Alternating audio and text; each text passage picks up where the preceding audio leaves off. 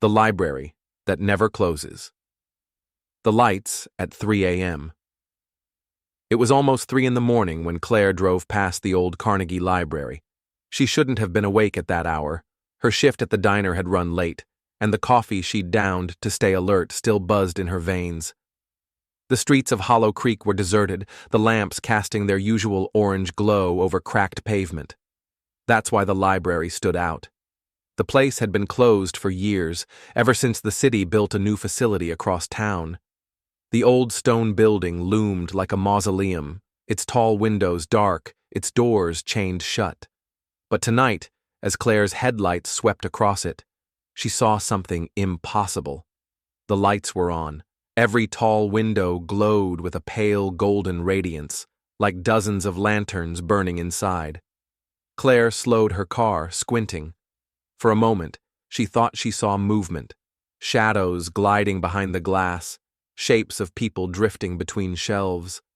Her skin prickled. The new library was the only one still operating. The old building was supposed to be condemned. Nobody should have been there.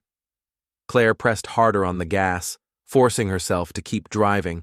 It was none of her business. But when she got home, she couldn't stop thinking about it. The next morning, Claire mentioned it to her co-worker at the diner. "You drove past the old library?" Jenny raised an eyebrow. "At night?" "Big mistake." Claire laughed nervously. "Why?" "Place is abandoned. It just looked weird, is all." Jenny leaned across the counter, lowering her voice. "My grandma used to talk about that place. Said it was never really empty. She swore people went in at night and never came out again." Claire rolled her eyes. "Sounds like small-town ghost stories." Jenny didn't laugh. "Then explain why the city didn't tear it down when they built the new one." "They just left it there." Waiting, Claire shivered, though she told herself it was nonsense.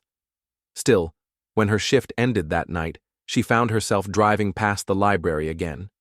And sure enough, at exactly 3 a.m., the lights flicked on. This time, Claire parked. The glow was steady, warm, inviting. Not like the harsh fluorescence of the diner, but a softer light, like old reading lamps.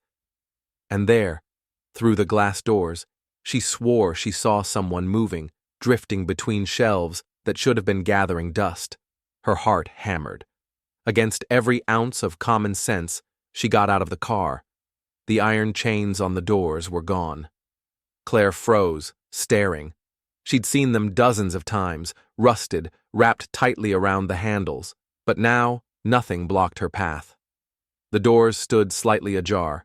A faint breeze carried the smell of paper and ink. Claire hesitated only a second before pushing the door open. It swung silently on its hinges. Inside, the library looked exactly as she remembered it as a child. The marble floors gleamed. The lamps glowed warmly, though she couldn't see any cords or switches. Every shelf was full, books perfectly arranged, their spines straight and gleaming as though brand new. It didn't smell abandoned. No dust, no mildew, just the rich, comforting scent of books.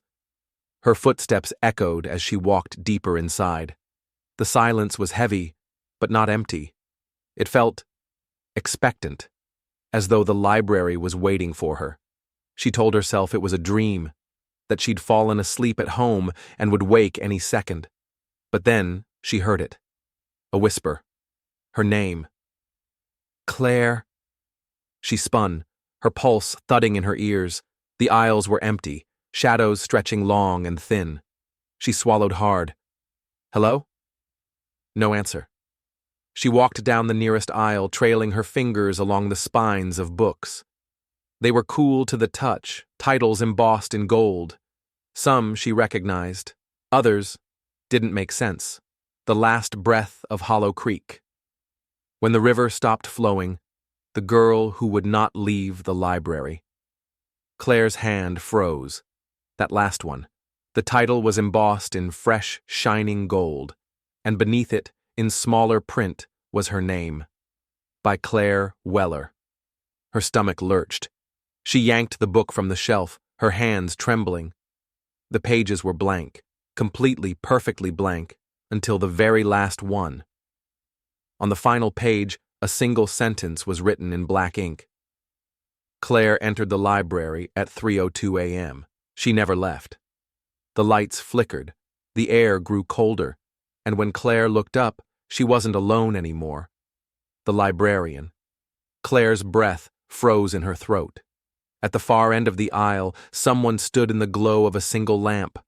A tall figure in a long black coat. Their face was hidden beneath the brim of a wide hat, but she could feel their eyes on her. They didn't move, didn't speak, just stood there, watching. The book in her hands felt heavy, almost burning. I'm sorry, Claire stammered.